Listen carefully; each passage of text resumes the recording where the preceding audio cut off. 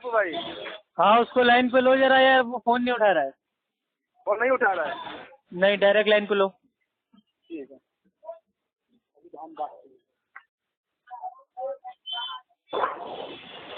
आपका call hold पर है, लाइन पर बने रहें या कुछ देर बाद कोशिश करें। Your call is on hold, please stay online और कॉल बैक लेटर।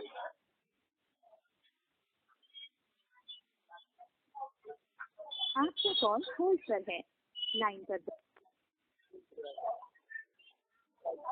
हेलो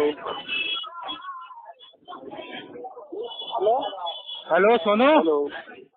हाँ हाँ सोनू भाई, क्या हाल है? हाँ ठीक है। क्या है भैया, क्या दिक्कत है आपको अहले हदीसों से? किसको क्या दिक्कत है? अरे आप माशाल्लाह बरेलवी हैं, तो क्या इसका मतलब ये है कि आप ही हक पे हैं, बाकी सब लोग क्या है, जहन्नमी हैं?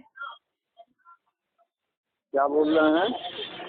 आप क्या है, आलिम हैं, मुफ्ती हैं या आमी हैं, आप कौन हैं? आप बताएं पहले, आप क्या हैं? अरे हम तो अफ्फू खान हैं, यूपी इलाहाबाद के रहने वाले हैं, आपके छोटे दीनी भाई हैं, अहले सुन्नत अहले हदीस। हाँ? अगर अहले हदीस का हाँ कोई तो अमल आपको अच्छा नहीं लगता है, उसमें कोई आपको दिक्कत लगती है, तो मेरे भाई आप आराम से बताएं। हाँ, मैं अहले हदीस के कायल नहीं हूँ। मैं अहले हदीस को नहीं मानता, अहले हदीस की किताब मैं उसको नहीं, गलत आप नहीं समझता हूँ। मानते तो क्या इसका मतलब क्या, मतलब आप कोई हुज्जत है दीन में? हमारे अहले सुन्नत वल जमात के जितने भी उलमा हैं उसको गलत कहते हैं, इस फिरके को। नहीं, अहले सुन्नत तो अहले हदीस है ना, ये तो भाई ये फिरानी पीर ने कहा है गुनियत तालिबीन के जिल्द 1 सफा नंबर 166 पे कि आज के दौर में अहले सुन्नत का एक ही नाम है, वो है अहले हदीस, असाबुल हदीस। ये बरेलियों का अहले सुन्नत किसने कहा? अहले सुन्नत वल जमात जो है अहले हदीस फिरका से ताल्लुक नहीं है उसका। हाँ, अहले हदीस को हमारे उलमा कहते हैं जो अहले हदीस नहीं है बल्कि वो गैर मुकल्लिद है। नहीं, गैर मुकल्लिद तो इमाम आजम अबू हनीफा रहमुल्लाह थे, क्योंकि वो किसी की भाई तकलीद को नहीं करते थे। हाँ, हजरत जो हमारे चारों इमाम हैं, तो ये चारों इमाम में वो किसी की तकलीफ नहीं करते हैं। नहीं, अहले चारों हदीस इमाम को गैर आपके कहाँ हैं? मुकल्लिद। चारों इमाम तो हमारे हैं ना, आपका तो एक ही इमाम है, इमाम अबू हनीफा रहमुल्लाह। अरे हमारे भी चार इमाम है, लेकिन एक ही पे अमल नहीं तो किया इमाम था। शाफी का आज तक आपने कौन सा मसला अपनी जिंदगी में अमल किया? चारों इमाम बरहक हैं। नहीं, बरहक है, ये कैसा बरहक है कि चारों को बरहक बोल के खाली एक को मानते हैं, बाकी 3 को छोड़ देते हैं? अच्छा, तो क्या आप अकेला एक बार में 4 नाव पे चढ़ जाएंगे? अरे मेरे भाई, अब अगर डॉक्टर है, अब कोई मेरे भाई दांतों का डॉक्टर है, कोई हड्डी का डॉक्टर है, कोई दिल का डॉक्टर है, कोई मेरे भाई मुंह का डॉक्टर है, तो जब भी इंसान को कोई भी चीज की मेरे भैया जरूरत पड़ेगी, वो अलग अलग डॉक्टरों के पास जाएगा ना।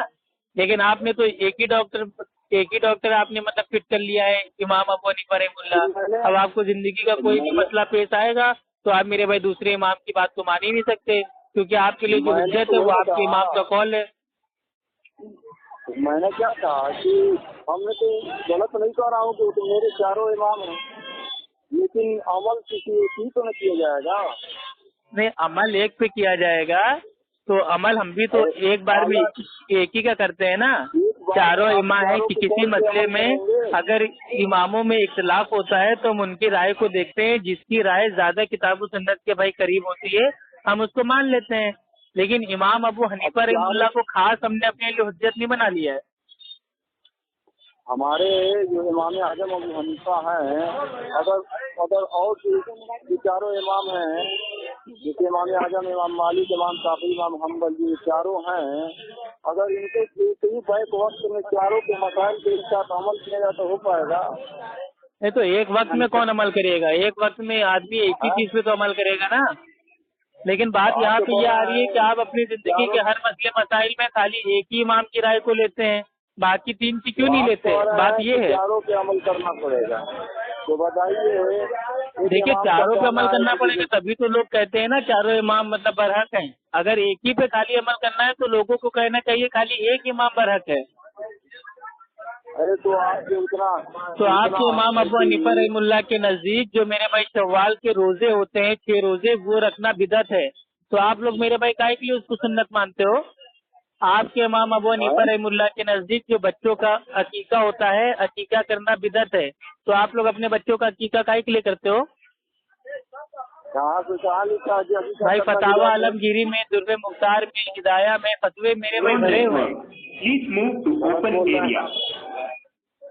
और आपके इमाम अबू हनीफा रहमुल्लाह के नाम से मंसूब एक बात आती है, ठीक है, दुर्रे मुख्तार में, उसकी मेरे भाई जिल्द नंबर 1 सफा नंबर 31 पे, कि इमाम अबू हनीफा रहमुल्लाह ने अपनी जिंदगी में भाई 55 बार उन्होंने क्या किया, हज किया। और एक बार हज करने गए तो खाने काबा में एक टांग पे खड़े होकर नमाज पढ़ी।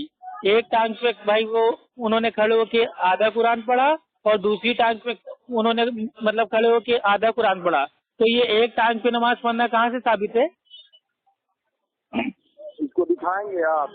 फिर दिखाएंगे क्या मेरे भाई? आप आलिम ऐसे बन गए क्या? पढ़े लिखे नहीं है क्या आप इसको साबित करेंगे? अरे हम तो साबित कर देंगे, लेकिन आप कुछ पढ़े लिखे हैं कि नहीं, या मेरे भाई नकल करके आलिम बने? यही तो कह रहा हूँ कि इसको साबित करेंगे आप। हाँ मेरे भाई, आपकी दुर्रे मुख्तार में उतरा हुआ है, इमाम अबू हनीफा रहमुल्लाह ने एक टांग पे खड़े होकर नमाज पढ़ी। तो ये एक टांग पे नमाज आज कौन सा हनफी पढ़ता है? क्या भाई आज तक आपने पूरी जिंदगी में अगर आपकी दोनों टांगे बिल्कुल मेरे भाई ठीक ठाक हैं, सलामत हैं, तो क्या आपने कभी एक टांग पे मेरे भैया खड़े होकर नमाज पढ़ी? ऐसा है? सुनिए नहीं, सुनिए नहीं, अगर आप मेरे भाई मुकल्लिद हैं इमाम आजम अबू हनीफा रहमुल्लाह के, तो उनके मेरे भाई जो तरीका है नमाज का उसके ऊपर तो अमल कीजिए। एक टांग पे नमाज पढ़िए। अच्छा सुनिए, मेरे कहने का मतलब ये है, ये तो इमामों की बात थी, चारों इमामों की। गैर मुकल्लिद तो हमारे उलमा उसको अरे गैर मुकल्लिद तो आप भी है, इस दुनिया में कोई किसी का मुकल्लिद नहीं है, सब गैर मुकल्लिद हैं। कौन गैर मुकल्लिद है? सब गैर मुकल्लिद हैं। आप भी मेरे भैया, आप भी मुकल्लिद का हो, आप खुद गैर मुकल्लिद हो। सुनिए इधर एक मिनट, कहने का मतलब ये है कि आप आला हजरत सरकार ने इतना मुस्लिमों पे एहसान किया, आप उसको क्यों भूल गए? एहसान क्या कि मेरे भैया गालियाँ थी। आपके आला हजरत का कौल है अनवार रजा सफा नंबर 238 पे, मैं भी कुत्ता हूँ, मेरे बच्चे भी आला किस्म के कुत्ते हैं। तो वो तो मेरे भाई मानने वालों को कुत्ता बना के चले गए, और आप कह रहे हैं कि उम्मत का एहसान किया। कुत्ता बनाया खुद जो है जो उस लायक उन्होंने बताया। आला हजरत ने आज तक कौन सा अच्छा काम किया मेरे भाई? दीन में नहीं मेरे भाई, जो भाई वो बिदात थी उसको इजाद कर दिया। तो जिसको जो जलन होता है ना, तो उसके सारे काम भी अच्छे नहीं लगते। नहीं तो जलन हमें नहीं है, आला हजरत की जो बातें सही है हम उसको मानते हैं, जो बातें गलत है उसको दीवार पे मार देते हैं। हम कोई आला हजरत के अंधे मुकल्लिद थोड़ी ना है। वो तो कह रहा हूँ कि आप इतने बड़े आलिम दीन के एहसान को भूल गए तो क्या है? तो एहसान उन्होंने किया कहाँ मेरे भाई? एक एहसान तो उनका बताइए, उन्होंने कौन सा एहसान किया उम्मत से? क्या एहसान किया उन्होंने? क्या एहसान किया? अरे भैया आला हजरत जो थे, ठीक, हक और बातिल को उन्होंने उल्टे सीधे फतवे दे दिए। उन्होंने कहा है कि उनका फतवा है मलफूजात आला हजरत में कि घर में सोने चांदी की घड़ी को रखना जायज है, मगर उसमें वक्त देखना हराम है। तो ये कौन सा पागलों वाला फतवा है? अब भाई जाहिर सी बात है, कोई इंसान अगर अपने घर पे सोने और चांदी की मेरे भैया घड़ी को रखेगा तो वक्त तो उसमें देखेगा ना, या खाली टाइम पास के लिए लगाएगा घड़ी? आला हजरत का फतवा है मलफूजात आला हजरत में कि घर में सोने चांदी की घड़ी रखना जायज है, लेकिन उसमें वक्त देखना हराम है। तो मेरे भाई फिर वो आदमी मेरे भैया जो घड़ी है काहे के लिए लगाएगा? और वक्त देखना हराम है, ये कहाँ लिखा हुआ है? क्या इसको अल्लाह ने हराम किया या अल्लाह के रसूल ने हराम किया? टाइम जब देखेगा तब, जब टाइम देखने का हो, जब टाइम देखेगा तब मानेगा। जब टाइमिंग देखना उसके मकसद नहीं है तो उसको उसी का। तो यही तो आला हजरत को समझना चाहिए था ना कि सोने और चांदी की घड़ी को रखना जायज है, एक तरफ वो कह रहे हैं जायज है। तो जब जायज है तो उसमें वक्त भी भाई को देखना जायज होगा ना। तो ये कौन सी बात होती है कि नहीं सोने चांदी की मतलब घड़ी रखना जायज है लेकिन उसमें वक्त देखना हराम है? ये कहाँ का फतवा भैया, कॉमेडी फतवा? ये सोने चांदी घर में अगर रखा हुआ है पेटी में, तो आप उसको निकाल के फेंक दीजिए बाहर। भाई यहाँ पे सोने चांदी की बात ही नहीं हो रही, यहाँ पे हो रही है घड़ी की। घड़ी तो सोने चांदी की घड़ी है अगर घर में है रखी है तो रखी है, उसको यूज न करें, इसको टाइम में इस्तेमाल में न लाएं। अच्छा तो मेरे भाई अगर हम घड़ी को रखेंगे तो उसमें टाइम हम ना देखें तो घड़ी रखेंगे काहे के लिए? जिससे हम अपना जरूरतें न करें। अरे यार अजीब पागल आदमी है। घर में सोने चांदी की अगर कोई इंसान भाई को रखता है, घड़ी रखता है, तो उसमें टाइम भाई को जाहिर सी बात है देखेगा। जब टाइम ही और टाइम देखना हराम है, ये किसने कहा हराम है? हम नहीं, पागल तुम हो कि यार पागलों वाले फतवे छाप तो बाद में खुद ही उसके मेरे भैया दिफा करने लगते हो जबरदस्ती। वही तो कह रहा हूँ कि आला हजरत के मजाज को समझना तुम्हारे मान का नहीं है। आला हजरत ने मेरे भैया जितने लोगों को इस्लाम से बाहर किया है ना, काफिर काफिर काफिर बोल के, उतना तो मेरे भाई लोगों को उन्होंने कभी इस्लाम की दावत नहीं दी होगी। अरे आला हजरत का फतवा है कि अंग्रेजों के खिलाफ जिहाद करना हराम है। तो बताइए, अंग्रेजों के तो मेरे भैया वो थे, मेरे भाई गुलाम थे, वफादार थे। अरे तुम तो खुद ही गद्दार हो, तुम लोग झूठ बोल रहे हो। उन्होंने कभी अंग्रेजों का भाई फतावा रजविया पढ़ लेना, उसकी जिल्द नंबर 14, उसमें आला हजरत का फतवा है कि अंग्रेजों के खिलाफ जिहाद करना हराम है। अरे ये तो जो है आप लोगों के उलमाओं का फतवा है कि अंग्रेजों से जिहाद। अच्छा अब हमारे उलमा हो गए, वाह वाह, मतलब मीठा मीठा कब कड़वा कड़वा तू, वाह वाह, क्या हाथ है भैया आपका। अच्छा आप ये बताओ, आप मेरे भैया काहे के लिए हमारे मतलब दीदी भाइयों को आप मतलब भाई चैलेंजबाजी करते हो, परेशान करते हो? क्या नहीं क्या जो आपके वो जो है वो ताजु शरैया, उनका इंतकाल हो गया, तो आप क्या कह रहे थे कि वो करोड़ों लोग आए थे उनके जनाजे में, तो ये हो गया वो हो गया।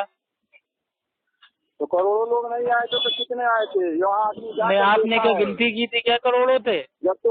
जब तुम लोग जाओगे देखोगे तब ना पता चलेगा। हम तो नहीं आपने कहाँ देखा? आपने कहाँ देखा? कितने लोग थे वहाँ पर? हाँ तो गिनती कर ली थी क्या आपने कि करोड़ों आए थे? गिनती कर ली थी क्या? आँख नहीं है, नजर नहीं है क्या भैया? करोड़ों समझते हो गिनती कितनी होती है? करोड़ में कितने लाख होते हैं, लाख में कितने हजार होते हैं, सब पता है? सुनो एक मिनट, जब तुम लोगों के दिल में जलन है, दुश्मनी है ना, तो अरे ये कहो कि हजारों का मजमा था, लाखों का मजमा था, चलो समझ में आता है, लेकिन इतना लंबा गप मार देते हो, करोड़ों लोग आए थे, हद होती है भाई झूठ बोलने की। मालूम कहाँ चलेगा? अरे हम गए नहीं थे तो क्या हमारे साथी वहाँ पे है ही नहीं? तुम लोग की क्या क्या बिदतें बुरा पाते होती हैं, क्या करेगा नहीं? और मान भी लो करोड़ों लोग आए थे तो इससे क्या साबित करना चाह रहे हो? नहीं तो यूट्यूब पे देखो ना, अगर ढंग है देखो। अरे यूट्यूब पे तो एडिटेड वीडियो डालते हैं ना, कहीं का वीडियो उठा के कहीं चिपका देते हैं। नहीं तो क्या ये जो मेरा भाई वीडियो है, वीडियो देख के मान लाए थे क्या? वही तो कह रहा हूँ,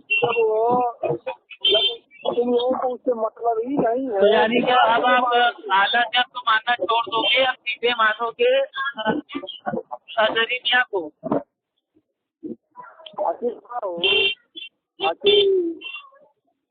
इससे क्या गरज है?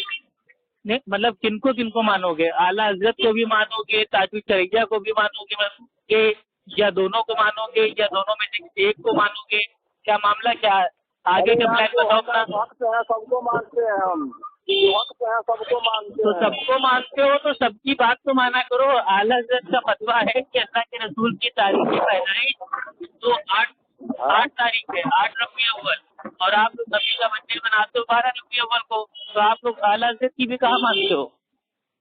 क्या बोल रहे हो भाई फतावा रज़विया में उसकी जिल्द नंबर 26 सफा नंबर 412 और 416 मिलता हुआ है कि आला हजरत का फतवा है कि अल्लाह के नबी की तारीख पैदाइश 8 रबीउल अव्वल है, और आप लोग नबी का बर्थडे मनाते हो 12 रबीउल अव्वल को।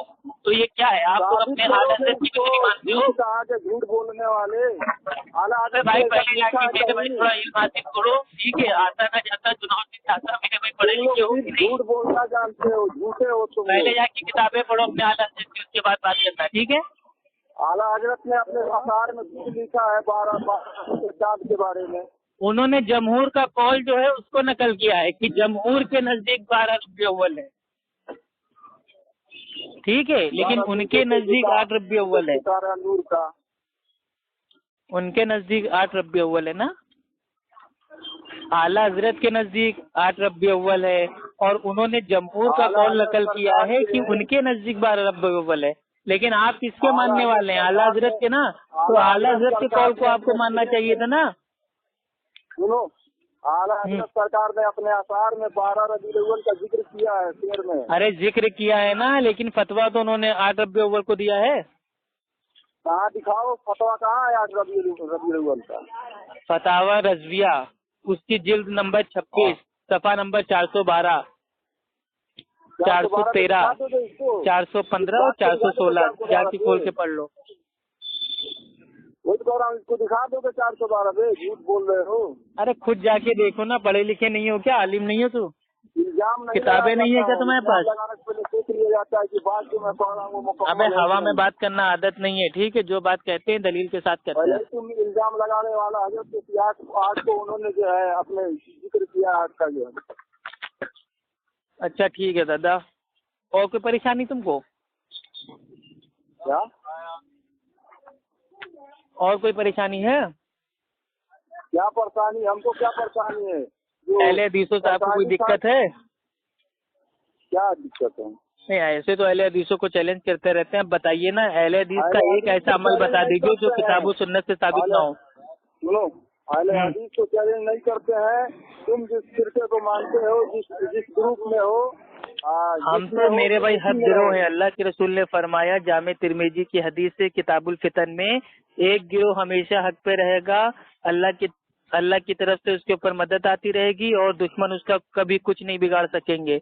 और इमाम तिरमिजी रहमतुल्लाह फरमाते हैं इस गिरोह से मुराद अहले हदीस हैं। तो हम तो अहले हदीस जमात से हैं, हम बरेलवी बिदअती मुशरिक जमात से नहीं है। सुनो इधर एक मिनट, तुम जिस फिरके में हो गैर मुकल्लिद हो, हम उसको गैर मुकल्लिद मानते हैं, ठीक?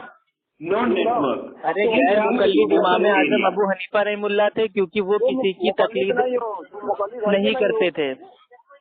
हाँ, तुम मुकल्लिद आप क्या नहीं मानते हो हो, इमाम अबू हनीफा रहमुल्लाह को? मुकल्लिद मानते हो?